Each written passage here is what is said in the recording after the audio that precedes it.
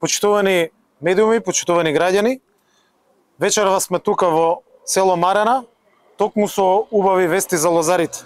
Денеска Македонското собрание го донесе новиот закон за виното, предложен од Министерството за земјоделство, шумарство и водостопанство. Лозарите добиваат гарантирана откупна цена на винското грозје од оваа година. Исполнуваме уште еден даден збор пред лозарите. Новиот закон за виното во целост се усогласен со одредбите од европското законодавство. Се уредува делот на воведување на нови производи на вино, како органско вино и ароматизирани вински производи. Македонското вино најмногу се извезува кон земјите членки на Европската Унија и токму овој нов производ придонесува непречено да се зголеми, но и олесни извозот на македонското вино и производи од вино кон Европската Унија. Законот за вино во целост е на страната на лозарите, решавајќи уште еден голем предизвик и проблем на лозарите, а тоа е откупната цена. Со овој нов закон за виното, за прв пат, преку јавно достапна и донесена методологија, се утврдува гарантирана производна цена на винското грозје по килограм, најдоцна до 15 јули во тековната година. И тоа за најмалку две најзастапени сорти. Пресметката на трошоците за производство на килограм винско грозје на определена површина и со соодветен квалитет, согласно оваа методологија, ќе биде вршена од високо образовна или научна институција во областа на земјоделството. Односно, да појаснам дека веднаш по донесувањето на законот треба да се работи на утврдување и носење на самата методологија, а Министерството со носењето на законот денеска има обврска да распише повик за избор на научна институција која што ќе работи и ќе биде избрана согласно оваа методологија, но согласно закон да ги направи пресметките на производните цени на најмалку две најзастапени сорти.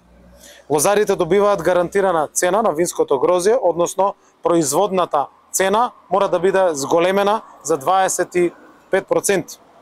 Новиот закон предвидува и нова програма.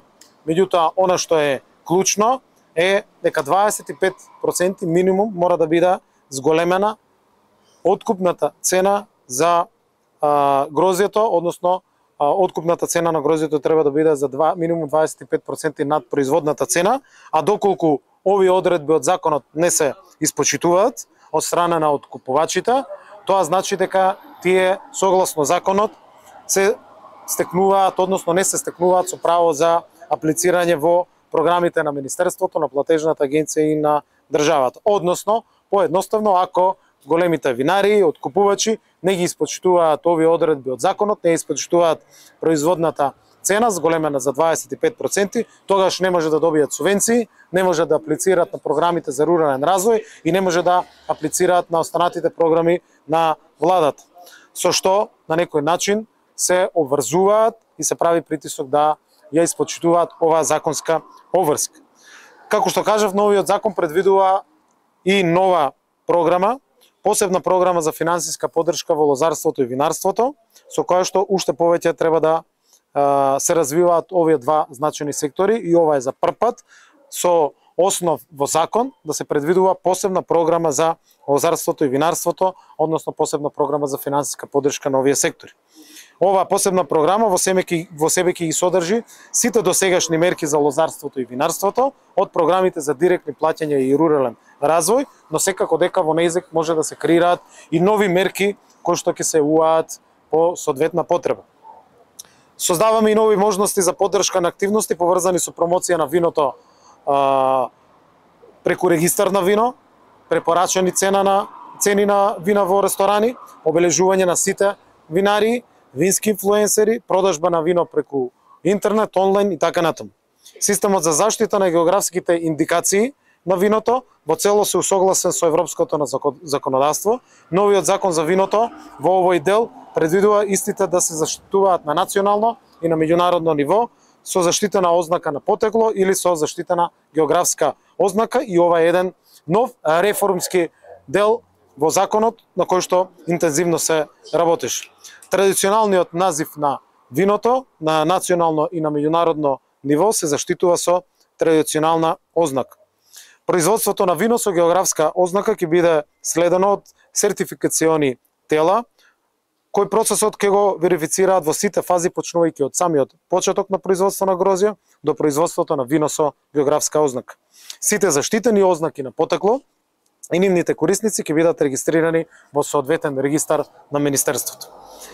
Упатувам благодарност на крајот до сите чинители во креирањето на новиот закон за виното, до лозарите и земјоделските здруженија, до стручната и научна јавност, до винарите, до вработените во Министерството, до сите оние кои што во овие 3 години макотрпно работеа за да денеска имаме нов европски закон за виното, кој што за прв пат гарантира откупна цена на грозјето на најзастапените сорти, вранецот и смедеревката, кој што го дефинира начинот на формирање на откупните цени, што ретко во кој друг закон во делот на земјоделството може да се забележи, и на некој начин се креираат нови програми и нови мерки кои што ќе бидат дополнителна поддршка на овој сектор.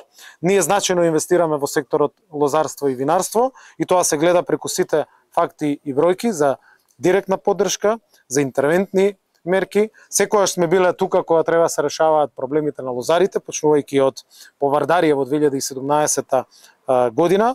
Секогаш сме биле тука кога треба да се креираат дополнителни мерки. Ја воведовме зелената нафта, оваа година имаме и зелената нафта за лозарите во износ од 100%, ако оваа година беше 50%, минатата, оваа година ќе биде поддршка до 100%.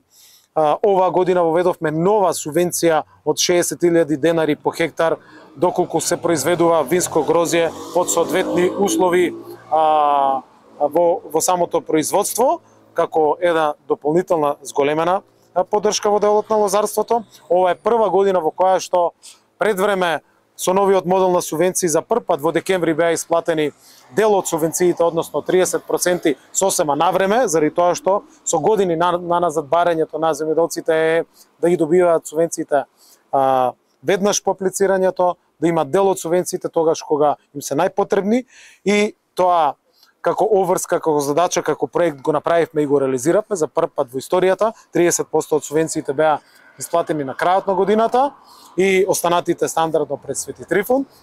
И секогаш сме тука отворени да разговараме со земјоделците и лозарите за сите предизвици, сите мерки кои што ќе бидат предложени. Меѓутоа, навистина сум горд што во овие неколку месеци за прв пат донесовме национална 10-годишна стратегија за лозарството и винарството, која што за прв пат се носи во последните неколку децении од независноста на државата. Таа национална стратегија за развој на секторот точно ги утврдува индикаторите, целите кои што треба да ги постигнеме до 2033 година, но и денеска особено сум горд што имаме нов закон за виното во кој што се вградени барањата, очекувањата на лозарите, се адресирани и се најдени решенија на проблемите со кои што се соочуваат лозарите во нивното работење, но и закон кој што трасира еден модерен развој на европското лозарство и земјоделство во државата. Благодарам.